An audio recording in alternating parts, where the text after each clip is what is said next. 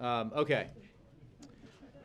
So my only topper here is that I do have a hard stop at 1:50, so we'll get right to your questions. At the end of questions, I do have a week ahead for you. Jim. Thanks, Jay. The President is meeting with insurance company CEOs this afternoon. It seems that the announcement yesterday is getting some pushback and second guessing from the industry, from actuaries, from even some insurance commissioners who say that it could result in higher premiums. And I'm wondering whether this meeting is something that should have been taking place ahead of time rather than after the fact. And does the White House accept or disagree with this possibility that premiums could increase because of this decision? Well, there's a couple of issues here. We do disagree with the assertion that this is not something that cannot be dealt with. In fact, part of the fix that the President announced was included instructions to HHS to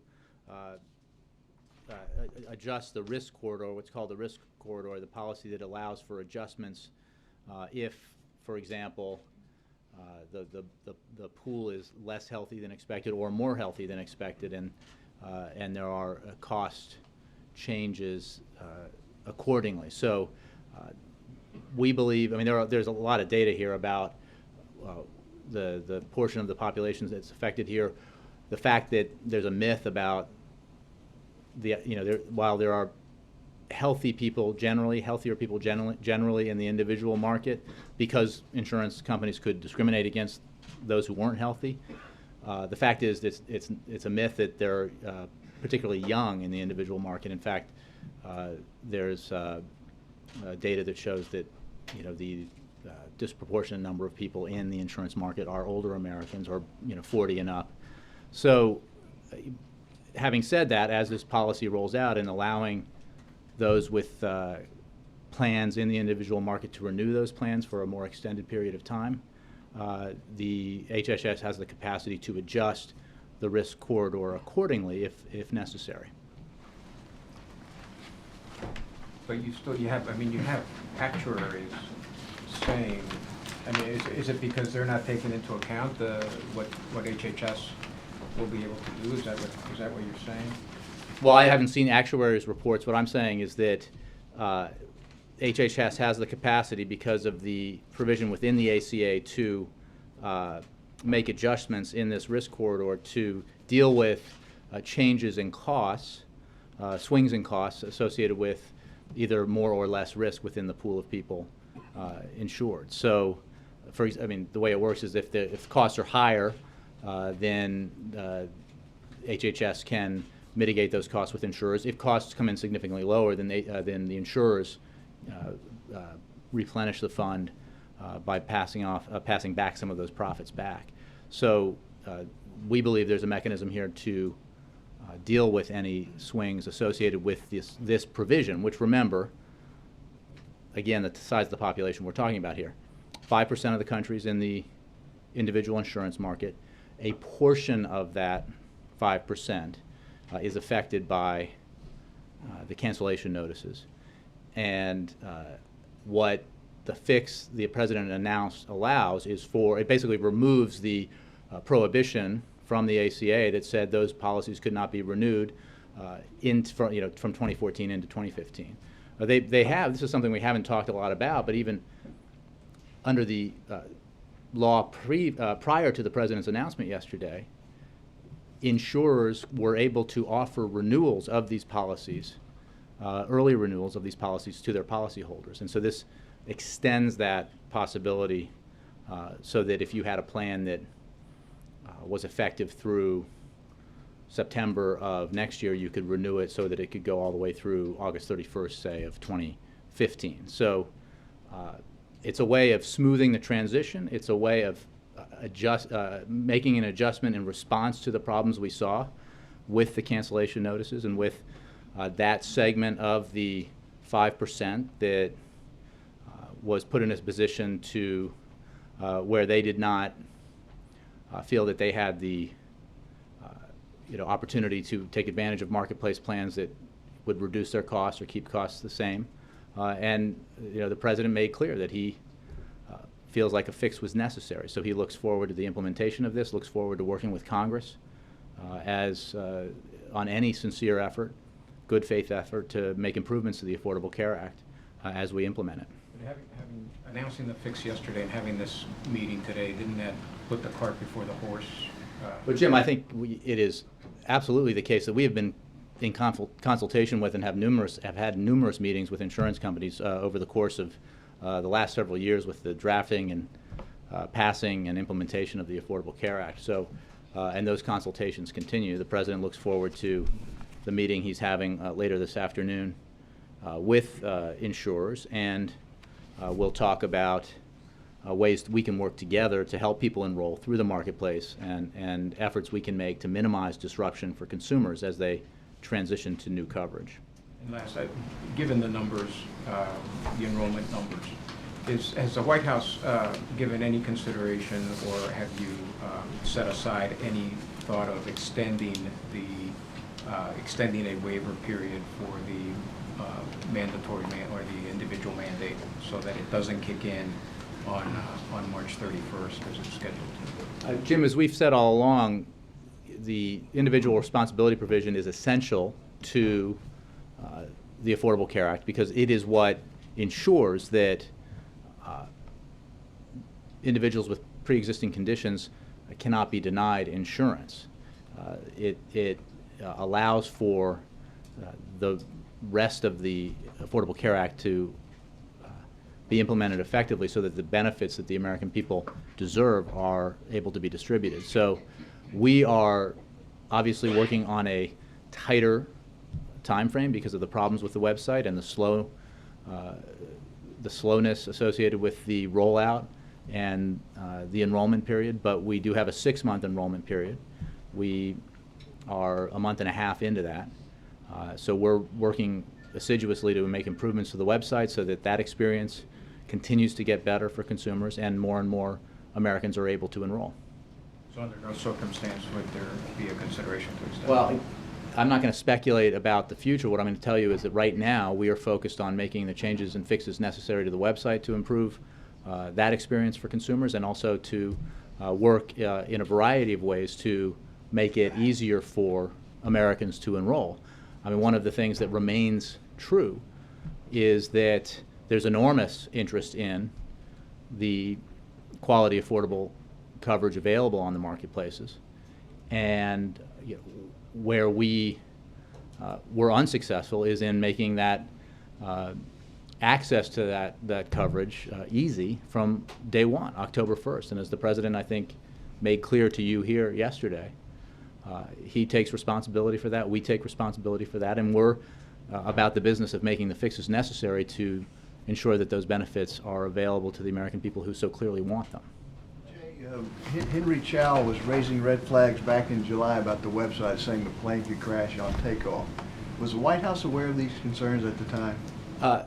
Steve, we've said all along, I know that there's this selective leaks going on out of various House committees as they conduct oversight into this, but we've said all along that there were, in the testing of this, instances where there were problems that were identified and fixes that were undertaken to the website. What we did not expect was that we would have the size problem that we had come October 1st. And if we had expected that, we wouldn't have been promoting the launch of the website and the run-up to it in the way that we were. The President was very candid about that. I mean, it does not stand the test of logic to suggest that we somehow knew that the website would perform as poorly as it did, and a week before or 4 days before we're encouraging people to go to it and talking about how it would be fairly functional and effective. So there's no question, if the point of these selective leaks is to get everybody to recognize that the website performed terribly on October 1st, I don't think that's a point that anybody here is denying. So what we're focused on is making the fixes necessary so that the website works in the way that it was intended to. And Budget question, you would like to extend unemployment benefits. What offsets in the budget are you willing to consider to make that happen? I appreciate the question. I think that while we have made substantial progress in bringing the economy back from the brink, there is no question that there are still too many Americans out of work. And as a nation, we have always taken the approach that in addition to the basic unemployment benefits available to those who lose their jobs and are looking for work, emergency unemployment compensation should be available in times when the labor market is not at full strength. And while the labor market has been improving, it is not clearly at full strength. At the end of the year, emergency unemployment compensation is set to expire. And that means that 1.3 million unemployed Americans will lose unemployment insurance benefits. These benefits are crucial for maintaining incomes of the unemployed and their families, and have been shown to reduce poverty and increase the chances of returning the unemployed worker to a good job. Independent studies have also shown that in terms of economic impact, these benefits have a big bang for the buck, because as you know, and anybody who covers these kinds of issues knows, that those benefits flow right back into the economy, because almost by definition, those who are strapped and need unemployment benefits are using the benefits that they received right away and spending them and injecting that money back into the economy, which helps spur growth and create jobs. So as Gene Sperling mentioned yesterday, I think that's why I'm getting the question, he mentioned yesterday that the President believes we should extend this provision through the end of 2014, and we are confident that Congress will join us in this effort. And we're confident of that because if you look back, unemployment compensation, emergency unemployment compensation, has always been extended when the unemployment rate is near current levels. That was the case under President George W. Bush, and it's been the case in the aftermath or in the recovery from the Great Recession. So we'll work with Congress for how to make that happen, but we're confident that Congress will join us in extending these benefits. Let me move around. Victoria, then. Yep. Question is, the whistleblowers yesterday at a committee hearing were talking about the Secret Service's apparent sexcapades in 17 countries and visiting bordellos, hiring prostitutes, having one-night stands, as well as longer-term relationships with foreign nationals who had not been cleared. Given this level of what seems to be an appropriate sexual activity going on with the Secret Service, what is the President's level of confidence in them at this point? The President believes deeply that the vast majority of the men and women who work for the U.S. Secret Service exemplify the highest standards of service, and that they work day and night professionally to protect the President and presidents before him and they will after him, as well as his family and presidential families, as well as other protectees. Issues that have arisen, including the visit to Colombia and other issues that arise, are the President is confident that they will be fully investigated and that action, where appropriate, will be taken. And he believes that the leadership at the Secret Service, including the new director, will address matters as they arise appropriately. But it is important to note that the President believes very strongly that these men and women are professionals and that they put their lives on the line to protect the Commander-in-Chief, protect the President, protect his or her family. And that's a very weighty responsibility, and he greatly appreciates it. Does he think that the new director has taken swift action to act on the kinds of allegations that have been in place before she came in? I know that the President believes very strongly that Director Pearson is the right person for the job and has great confidence in her leadership. I don't have a specific reaction to any investigation that might be ongoing or accusations that might be leveled currently, except to say that the President has absolute confidence in the leadership at the Secret Service. Yes, I think. Practical question about this insurance fix the President announced yesterday. It does introduce a little bit of uncertainty here. So what advice would you guys give, if any, to these people who've gotten these cancellation letters, do they call their insurance company back? Do they call the state insurance commissioners? Do they keep trying to log on? What should they do sort of in the meantime, trying to figure out whether their companies are going to offer this to them? Well, a couple of things. One, what the president did and can do, and the secretary has the authority to do, is essentially waive the provision within the Affordable Care Act that would make new plans beyond the current early enrollment phase become compliant with minimum standards. And obviously, because we have a system where state insurance commissioners have great authority over the markets in their states, this is something that insurance companies and insurance commissioners will make the ultimate decision on in terms of offering to extend the renewal period or to offer to renew policies in the individual market where cancellation notices might have gone out. What is also required in the fix that the president announced yesterday is that if that offer is made, insurers need to make clear to their customers what benefits are available to them, or the fact that benefits are available to them through the marketplace, and also what benefits that might come to them under the new standards are missing in the plans that they might be renewing. So it's basically, eyes wide open is the way, so that the consumers have the most amount of information possible as they make this decision. And the whole goal here is to address the problem that has arisen and to give consumers more options as they begin this transition into an insurance marketplace where, over the long run, costs will be contained, minimum benefits will be offered, and you won't be in a situation which has existed up to this very moment, where if you're in the individual market, you tend to be doing okay as long as you're healthy, because A, you'll be offered insurance if you're healthy, and you might be thrown off insurance once you get sick. But you also, in this current environment, you might pay more if you're a woman. You might pay double even for the same coverage, and you might find that you do not have caps on out-of-pocket expenses, so you could be confronted with a $40,000 or $50,000 bill that's not covered.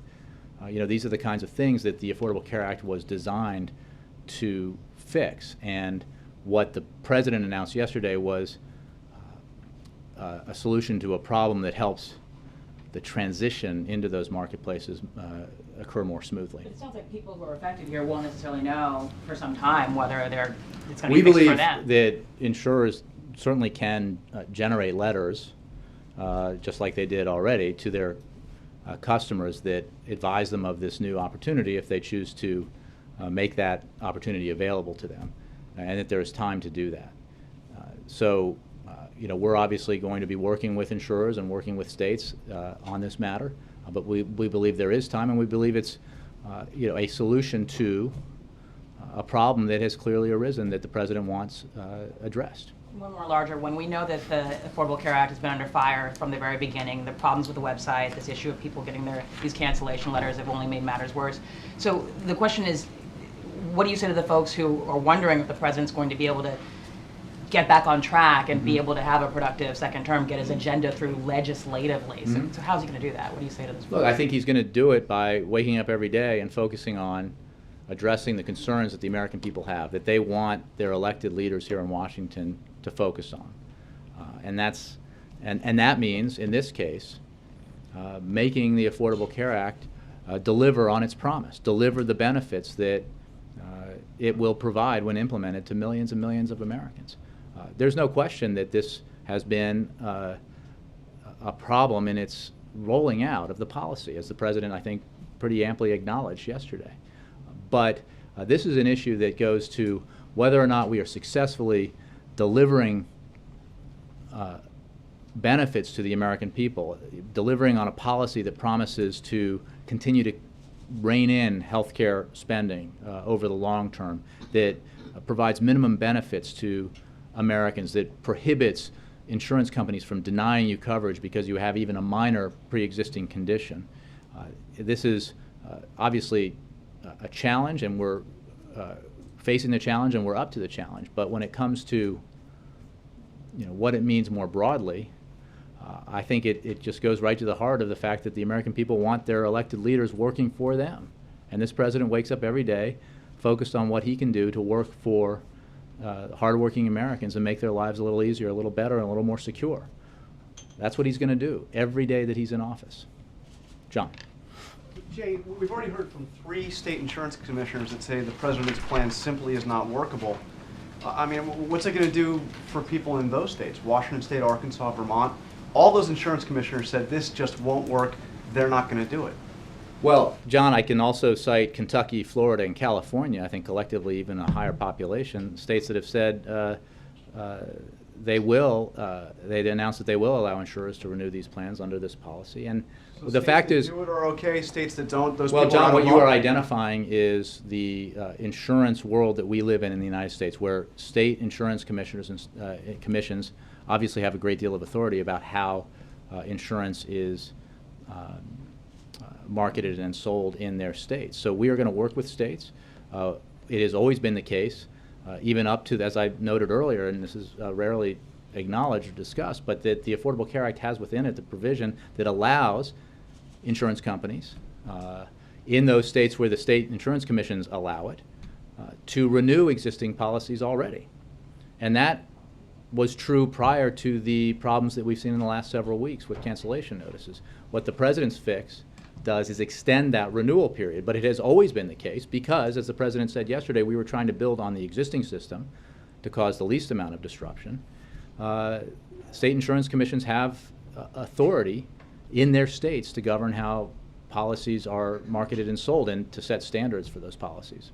So what do you say to Bill Fulmer? He's a guy in Washington State, his insurance policy was canceled.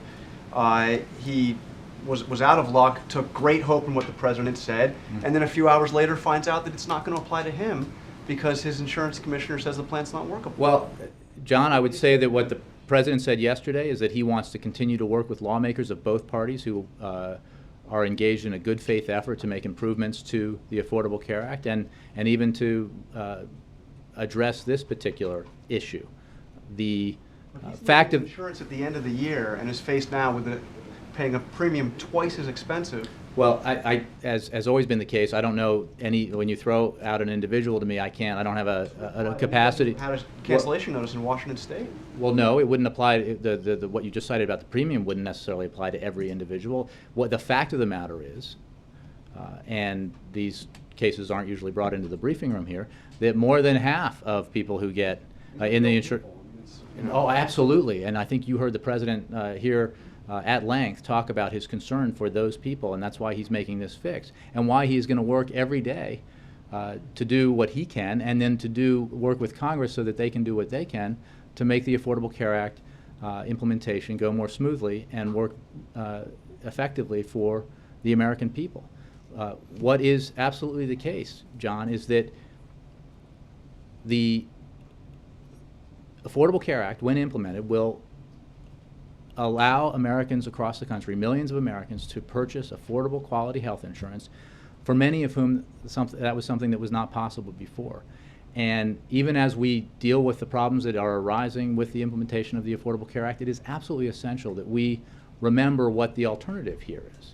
And the president talked about this a little bit yesterday. And when critics point out, and there's justifiably point out the problems with implementation, and then they say, well, we should then do away with Obamacare, we should do away with the Affordable Care Act. They are saying that they want to go back to the status quo ante, which in this market, I don't know about this individual, but anybody in the individual market was subjected to extreme increases annually in their premiums, to a situation where insurance companies regularly either dropped or abruptly changed the policies that were offered to them, downgrading the coverage that was offered to individuals.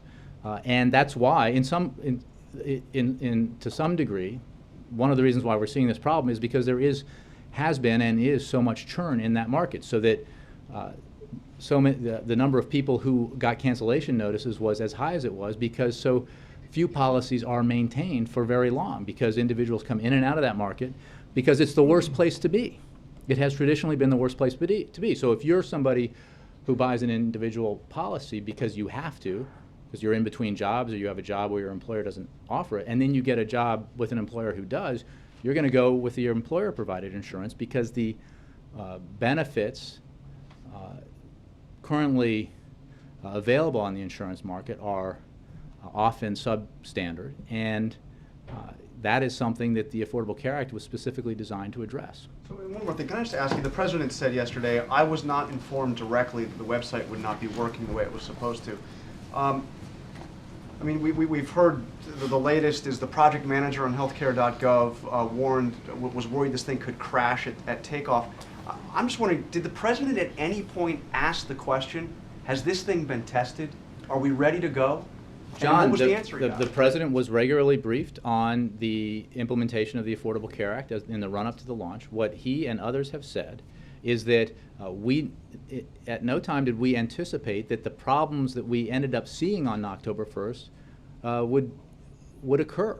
And if we had, but John, working on this knew that there were problems and were worried this could happen. No, I get and I'm it. just asking, did the president No. ask the question? Absolutely, the president constantly asked where we were and what was the progress on. So who misled him? If they knew these problems and didn't disclose it to them? Again, there's a jump in your logic there. The fact is, as we acknowledged and have said since October 1st and even before that, we anticipated glitches. We were told there might be some problems.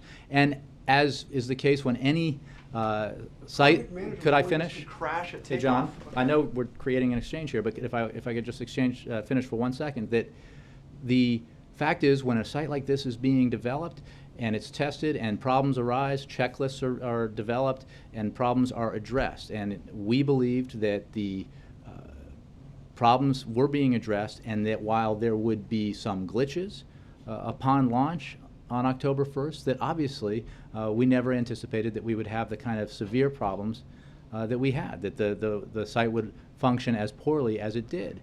I really ask for everyone to take a step back and look at the logic here of suggesting that somehow we or anybody responsible for it knew that we would have the problems that we had on October 1st. But the project manager is saying that he was worried that it could crash on takeoff. Well, I addressed this when Steve asked it already a few minutes ago.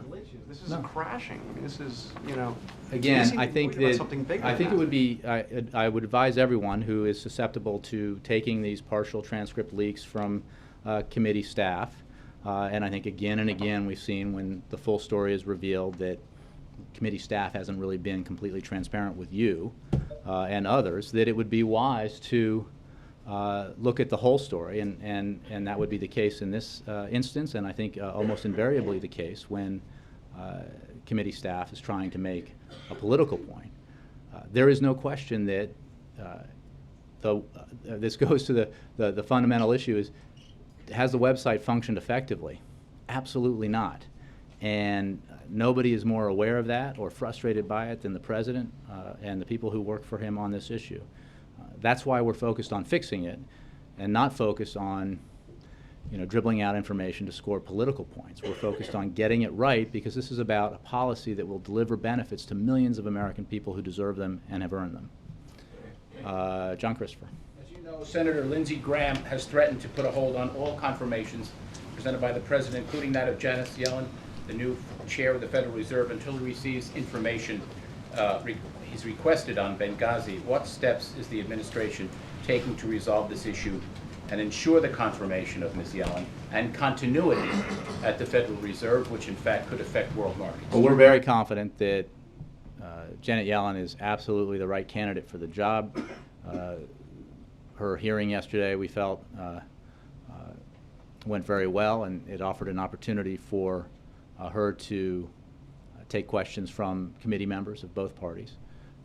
When it comes to Benghazi, we have, and I will spare everyone here, the recitation of the amount of cooperation that we have shown oversight committees with reams of documents and numerous interviews and testimony in hearings, and that continues. So we are working with Congress on this, as we always do. And we absolutely believe that the president's highly qualified nominees should not be held. They should be given the votes that they deserve, and we look forward to their confirmation. Cheryl. Yeah, do you have either a firm number or a pretty good estimate of the number of cancellation letters that have actually gone out nationwide? You know, I meant to mention, and I think it's this afternoon. You know, CMS is doing its regular briefing, and I would encourage you to participate in those briefings. They're going to have more detailed information. I don't know if they have a number on that. The reports in the press vary widely. I think it's important to note that when you look at the number of people who would, for example, get benefits in the marketplaces, tax credits and the like, it's like 17 million, and I think the largest number I've seen in terms of cancellation letters is 3.5 million, and I don't even know if that's accurate. So I would refer you to CMS. Major. You implied a second ago that there's a fuller story about Mr. Chow's testimony that Jonathan referred to. Would you like to try to No, tell us I'm that? simply saying that it has been the case again and again and again with certain committees that partial information is produced or leaked to reporters or put out in press releases that upon further scrutiny is not quite what they say it was. To dispute what that represents him thinking and fearing before the launch of the website. What I can tell you is that it is certainly the case that in the period leading up to the launch that individuals involved in it saw problems that needed fixing, and those problems were identified and addressed. We believe they were addressed sufficiently so that the site would launch with some glitches, but effectively on October 1st, and that did not happen. So again, the logic around this is to suggest that somehow inside the administration, you know, we all knew or somebody knew that the thing was not going to work effectively October 1st, and yet we were out there talking about the importance of the launch on October 1st and how everybody should go to the website and take advantage of it. I don't think if you follow that logic to its conclusion that it makes any sense at all. The fact is we did not anticipate that the problems that occurred on October 1st and in the aftermath were going to happen. We thought there would be some glitches, as there are with the launches of major websites, but not on the scale that we ended up seeing. Would you acknowledge that what the president announced yesterday will be difficult for insurance companies to deal with? They've already raised some just practical issues. They'll have to contact their customers rather. They'll have to recalculate their premiums, and they'll have Premiums are locked in for 2014. They are locked in and set. That is a fact. They don't have to recalculate them by reissuing policies that have been canceled? Well, Won't that affect the some fact of of the those matter is that calculations? any of the existing, I mean, this is one of the things that consumers need to be aware of, that as was the case always in the individual market, which was the least regulated portion of the insurance market, these policies were subject to substantial premium increases, happened all the time. The average was 15%. And they were also subject to, you know, downgrading on a regular basis, or where individuals, you know, had a policy for a year but they got sick that year, then they could be dropped. None of that exists now in the Affordable Care Act. In the marketplaces, there are protections in place for those individuals. If you choose to renew that existing policy, you need to do so understanding, and this is where we're asking the insurance companies to make it clear to their consumers these facts, that you do not get obviously the tax credits that might be available to you, but also some of the other protections that would come with policies that fit the minimum standards under the Affordable Care Act. Do you have any idea or estimate of how many people actually fall into this particular category? Because it's a smaller category than the individual market itself. No, I think this is what Cheryl was asking, and I've seen a lot of reports. I would encourage you to participate in the CMS briefings that they have. They may have more detail about this. I think the reports have varied. It is a portion of the 5% of the population that participates in the individual market. What we know is that of that 5%, 1 million, what's going on? No, I'd say maybe you could simulcast. It's underway now. Oh, okay. Well, anybody who wants to go get on that call can. You might get answers to this specific question for numbers. But in any case, of the 5%, 1 million roughly would be eligible for Medicaid in those states that have expanded it. And when we talk about, I mean, here's again, context. These individuals are of great concern to the president, the ones who have been adversely affected by this, and he feels responsibility for taking steps to fix the problem for those individuals, to make that transition smoother, to allow insurance companies and state insurance commissioners to ensure that they can renew their policies if they so desire, and making sure that they're aware of what their alternatives are and aware of the fact that the alternatives might be significantly better for them, both in the benefits they receive and the cost that they incur. One thing that is absolutely the case when we talk about this again more globally is that all those states out there that have refused, for ideological reasons, to expand Medicaid are depriving millions of Americans of insurance coverage. Millions. More than are affected by these cancellation policies. That's a fact, and it's a problematic fact because, you know, a lot of those individuals are veterans who could be getting Medicaid insurance under the expansion of Medicaid created by the Affordable Care Act, but for ideological reasons, governors have, in some states, declined to do that. Not all Republican governors, as we know in Ohio, where the president was yesterday, Arizona, Florida, other states with Republican governors, they have made the decision to do right by their constituents and expand Medicaid and make quality insurance available to millions of low-income Americans who need it. So we have a problem that we're trying to fix, specific to the subsection of that 5% of the population.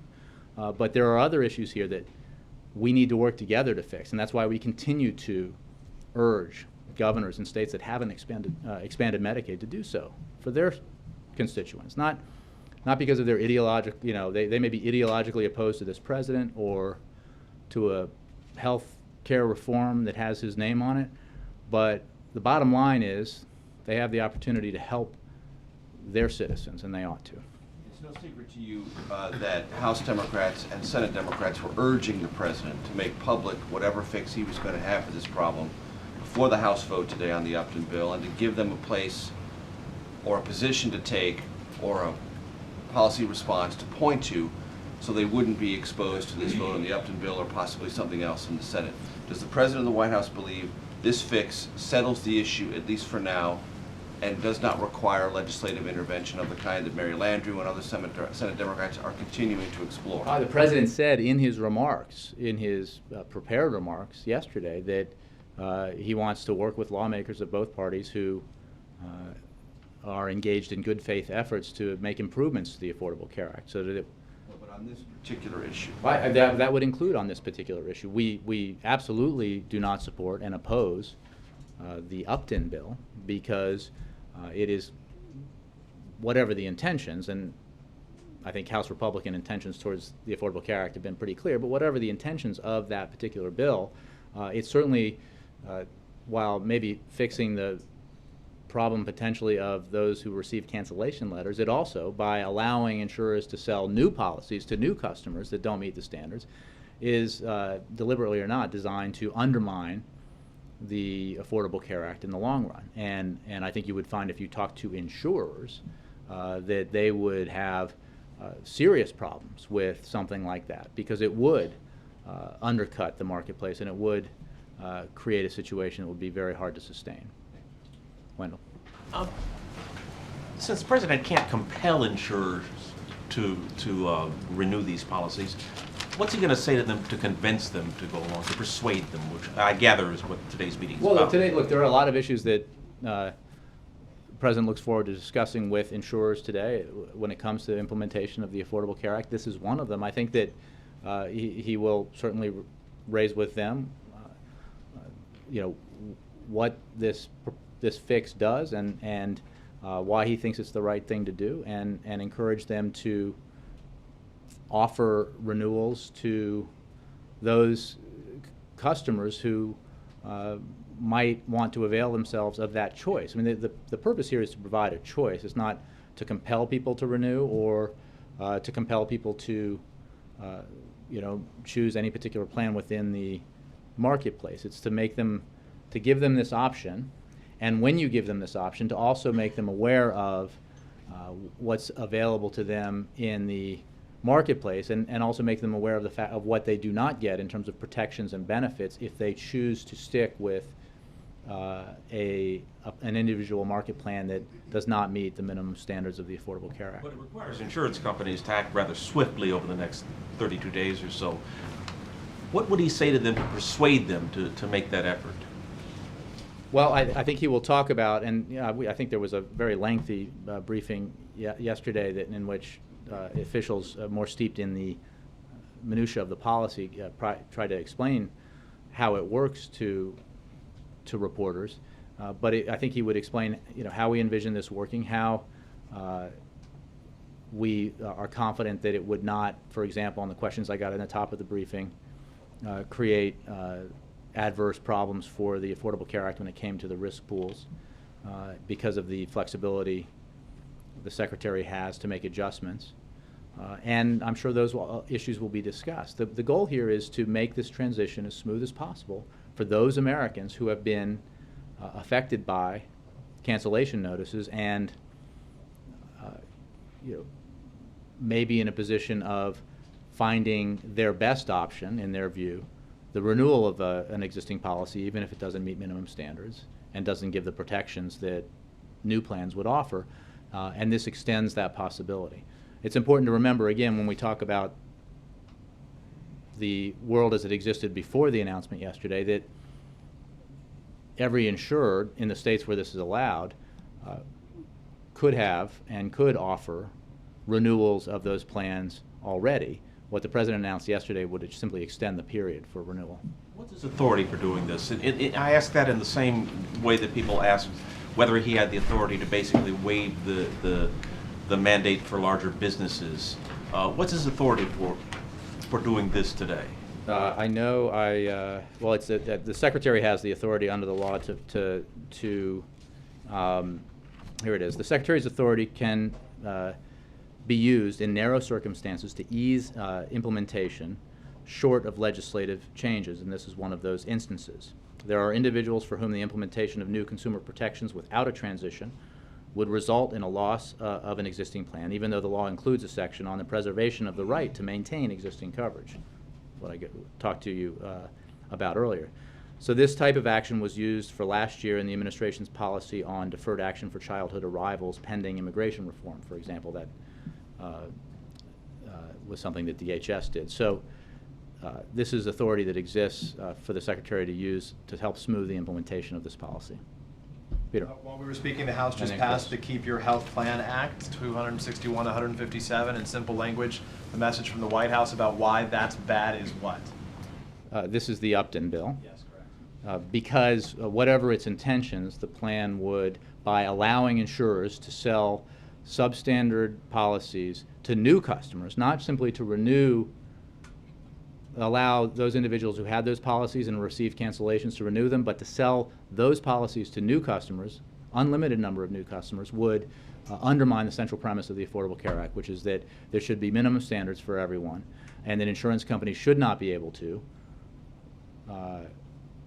in the new marketplaces, sell plans that charge Athena twice what they charge you, that put annual caps on what benefits you can receive, that give you doctor's visits but not hospitalizations, that give you coverage but not your child, even because your child has asthma.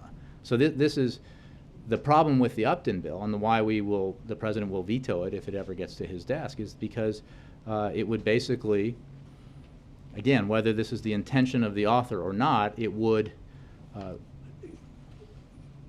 basically go back to, in that market, the world that existed before, which I think it's important to remember.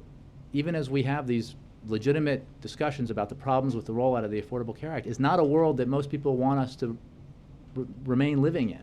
For those who have to suffer the vagaries of the insurance market as individuals. So that's why it won't work. Since the president made it, if you like your plan, you can keep your plan promise, and now already we've heard from at least 3 states that say they are not going to allow the change from yesterday, the idea presented by the White House, to go forward. Will A, the president reach out to those states and push them to do that? And then what does he say directly to those individuals in those states who say, Mr. President, you made those promises to me, and now they don't apply to me? Well, what the president will do and his team will do is work with every state to try to discuss the benefits of this fix. State. Well, I think I had this question earlier, but the answer is that the president will continue to work. He is doing yesterday. He did yesterday with the fix. Disappointed, maybe is a better way to put it. I know you answered perhaps this thought. He did yesterday what he can do administratively to address this problem. He will work with Congress to do so that Congress can do what it can do legislatively in a good faith effort to address problems, to improve the implementation of the Affordable Care Act. What he won't do is support policies that essentially are designed to sabotage, repeal, undermine the Affordable Care Act. So when people are upset, who should they be upset with? Who should the blame be directed to? You know what, those the president's places? not- Should it be directed to the president, to the state commissioner, or to the insurance company? The insurance companies say you're making people direct the blame toward them. Well, two things. One, the president, I think, accepted an ample amount of responsibility before you yesterday. But doesn't No a lot question. of people even still. Let's also be clear, and it is absolutely incumbent on anyone who reports on this to be clear about the reality of the individual market, which is that the things that happen to consumers in that market every year can continue to happen unless individuals end up in the marketplaces where they have the protections under the Affordable Care Act. So one of the reasons why we got where we are is because insurers have been able to, in that market, to sell you a plan because you're healthy, and then when you get sick during the year that that plan and that contract was in effect, refuse to renew your policy the next year because you now have a pre-existing condition. They, again, as I said, could sell you a plan and then take the same plan and market it to a woman of the exact same age and the exact same health and charge her up to twice as much. So again, this is not about blame, but I think it is important to understand what individuals in that market have been dealing with for a long, long time, and problems in that market that have been real and have nothing to do with and with the Affordable Care Act, except in the fact that the Affordable Care Act was designed in part to prevent those problems from traveling with us into the future. The president said yesterday there will be an intense evaluation. Already he's asking a lot of tough questions of his team to figure out how we got to this point. Has the president done anything, communicated anything to his team to go forward now with some form of after-action report, given the fact that the October 1 deadline has already passed? What is he doing right now? Peter, I think that take place? The answer to that is no, because the president right now has tasked his team and everyone involved in this effort to the work needed to improve the website and to improve the implementation of the Affordable Care Act and the delivery of the benefits of the Affordable Care Act. You know, I think there are obviously already efforts underway in Congress to engage in oversight, and what the president's focused on and what his team is focused on is doing the work necessary to make sure that the Affordable Care Act works for the American people. Does he believe that people should be accountable, even if that process doesn't happen yet? Again, I think the president stood up in front of you yesterday, as he did in an interview on your network last week, and took responsibility for the problems that have arisen with the rollout of the Affordable Care Act. He's accountable, and his team is accountable. And no, his team's and that's why he has assigned them to work overtime to make these fixes and get it right. Chris. Thanks, Jay. Yesterday, Speaker Boehner said that he sees no basis or no need for the Employment Non-Discrimination Act. When I asked him during his news conference if he'd be open to bringing it up for a vote.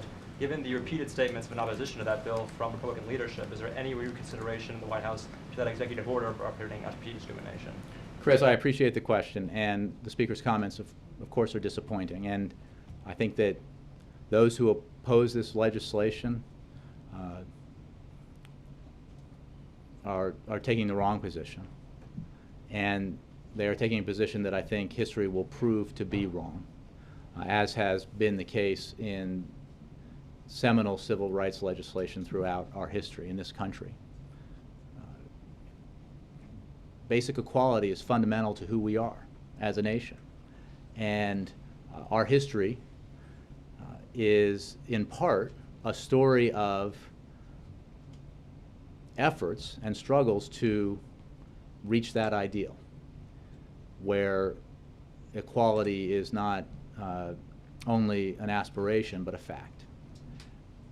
The Employment Non-Discrimination Act is a piece of that story, and it ought to be passed by Congress, passed by the House as it was by the Senate, because this president will sign it into law. And we believe that we have come a long way, and I know you and I have had this conversation over the course of the last several years. And I think that it is fair to say that maybe some close observers of this debate did not believe we would get to where we are now, where the Senate has passed this legislation with bipartisan support. So we are not at all ready to believe that the fight is over in the House, because it is the president's strong conviction that this is the right thing to do, and that the arguments against it do not hold up to scrutiny or the test of history. So we're going to keep fighting for the House to take it up and urging the House to take it up. We believe that if it were given a vote on the floor, that it would pass, and that Democrats and Republicans would vote yes, and the president would sign it into law. And we believe, as we've discussed, you and I, over these past many months and years, that that is the best solution here, and we're going to continue to fight for it. If transitions continues, would the president be open to the idea of threatening to issue the executive order to prompt the House? Look, I think that we're focused on getting this legislation passed right now, Chris, and for the reasons I just discussed, we believe that resistance to it will eventually fall away because the rightness of it will prevail. Let me give you a week ahead, please. On Sunday, the First Family will attend the Oregon State versus University of Maryland basketball game in College Park, Maryland. On Monday, the president will attend meetings here at the White House. On Tuesday, the president will deliver remarks at the Wall Street Journal's CEO Council's annual meeting. Hat tip to Dow Jones over there. On Wednesday, the president will award the Presidential Medal of Freedom. The First Lady will also attend. The Medal of Freedom is our nation's highest civilian honor, presented to individuals who have made especially meritorious contributions to the security or national interests of the United States, to world peace, or to cultural or other significant public or private endeavors. The medals will be presented at the White House in a morning ceremony. On Thursday, the president will attend meetings here at the White House, and on Friday, the president will host King Mohammed VI of Morocco at the White House. The visit will highlight the long-standing friendship between the United States and Morocco and strengthen our strategic partnership. The president looks forward to discussing a range of issues of mutual interest with the king, including support for Morocco's democratic and economic reforms. This visit is also an opportunity to increase our cooperation on addressing regional challenges, including countering violent extremism, supporting democratic transitions, and promoting economic development in the Middle East and Africa. That is your week ahead. Thank you all very much. Have a great weekend. Will you send out a reading? Yeah, will you send out something after the meeting? We'll say